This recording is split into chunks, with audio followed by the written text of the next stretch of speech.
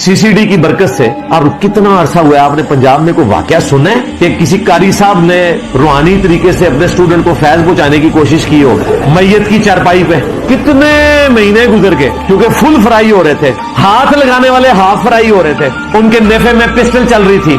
एक chief minister ने आके इन सारों को कैसा सीधा कर दिया।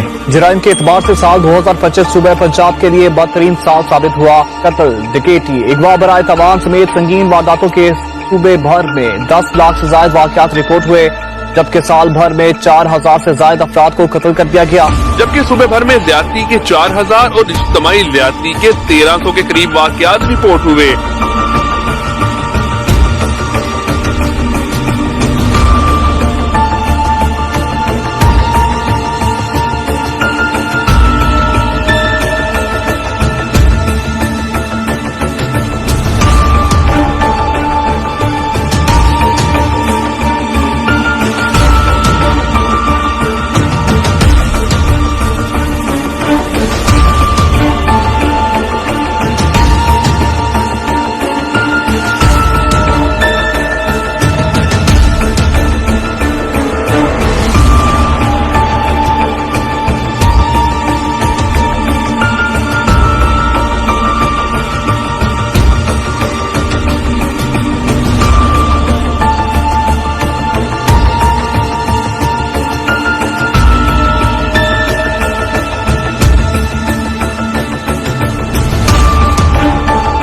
पुलिस कांस्टेबल मथा देखने बच्ची 13 साल की उम्र इन्होंने ज्यादा की बच्ची हमला हो गई, उन्हें नमरूद बच्चा पैदा किया।